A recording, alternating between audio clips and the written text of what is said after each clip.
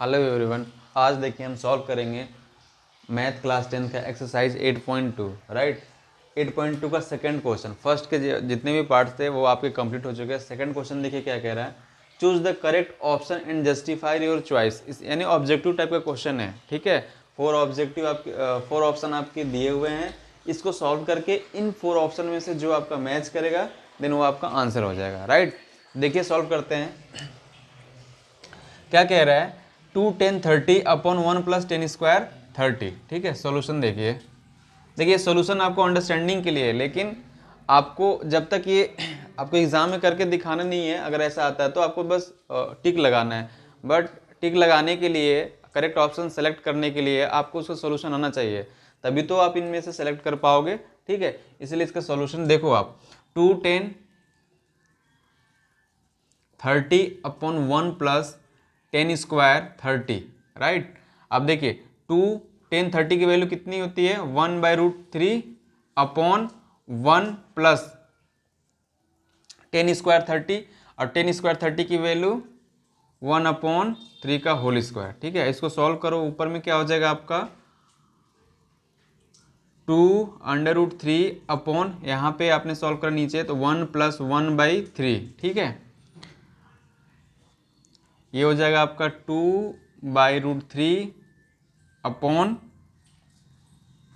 3, आपने एलसीएम लिया तो कितना होगा, 3 1 3 और 1 4, तो 4 अपॉन कितना 3, ठीक। अब देखिए ये चला जाएगा 2 के साथ और ये 4 आ जाएगा आपका 3 के साथ, तो कितना हो जाएगा 3 2 6, यानी 2 इंटू 3 अपॉन √3 इंटू 4, ये हो जाएगा ना, ठीक है। अब इसको आप काट दो, देखो ये कितना हो जाएगा,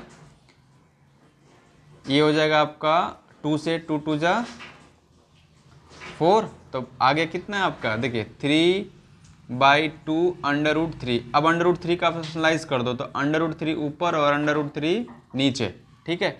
तो क्या आ गया ऊपर में, देखो 3 अपॉन 2 √3, 3 से 3 कैंसिल हो गया, बच गया क्या आपका √3/2। अब यहाँ पे देखो आप √3/2 आ गया। √3/2 किसका वैल्यू होता है आपका, बताओ। सारी वैल्यू अगर आपको लर्न होगा तो तुरंत आप बता दोगे किसका वैल्यू होता है, sin 60 का, ठीक है।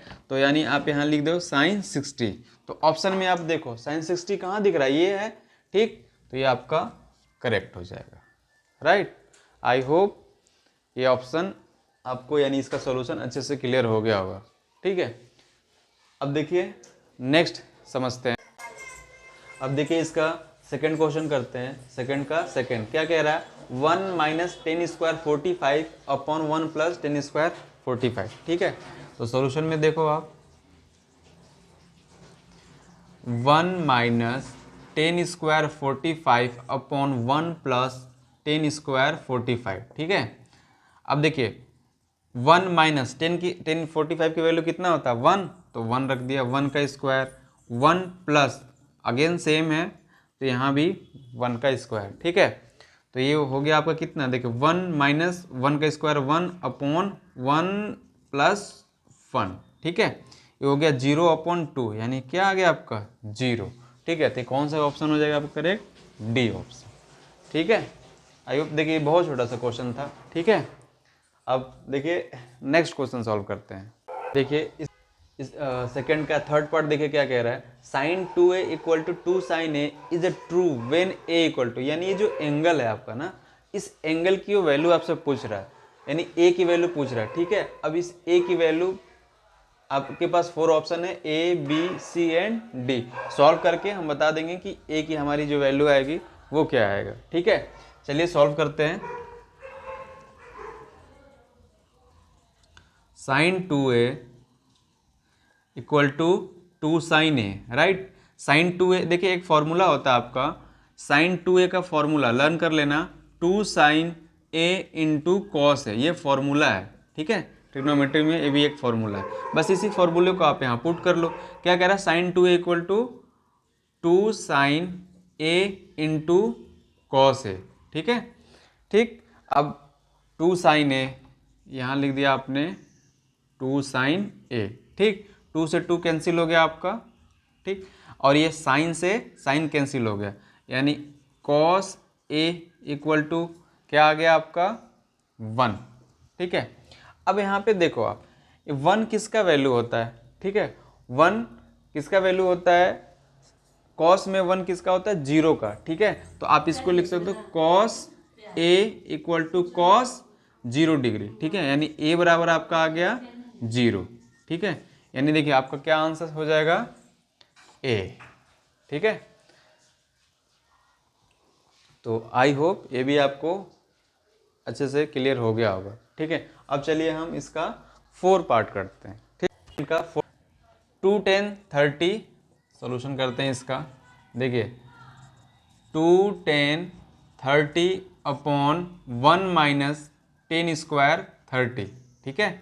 अब 2 10 30 की वैल्यू कितना होता है, 1/√3 अपॉन 1 माइनस अगेन 10 30 है, तो सेम वैल्यू 1/√3 का होल स्क्वायर, ठीक है। सॉल्व करो आप, 2 ये कितना जो 2 का 1 के साथ मल्टीप्लाई करा तो ये हो जाएगा आपका 2/√3 अपॉन 1 माइनस 1 का स्क्वायर 1 और अंडर√3 का स्क्वायर 3, ठीक है। देखिए ये हो जाएगा आपका 2/√3 अपॉन 3 1 जा 3 और 1 माइनस हो जाएगा तो कितना आ जाएगा 2/3, ठीक है। एलसीएम डायरेक्ट कर दिया है, इतना तो आपको आता ही होगा, यानी समझ में आ चुका होगा। ये हो गया ऊपर और ये इसके साथ, ठीक है, डिनोमिनेटर के साथ, तो कितना हो जाएगा 2 × 3 अपॉन 2√3, क्लियर। अब ये और ये आपका कैंसिल हो गया। अब इस अंडर√3 का पर्सनलाइज कर दो, 3/√3, ये ऊपर हो गया अंडर√3 अपॉन अंडर√3, ठीक है। अब 3 का इसके साथ आप मल्टीप्लाई करोगे कितना आ जाएगा 3/√3 अपॉन 3 अंडर√3 कितना आ जाएगा आपका 3, 3 से 3 कैंसिल, ये हो गया आपका अंडर√3, ठीक है। अब देखिए ये जो अंडर√3 है, अंडर√3 किसका वैल्यू होता है, क्योंकि देखो अंडर√3 10 में ही वैल्यू होता है, ठीक है।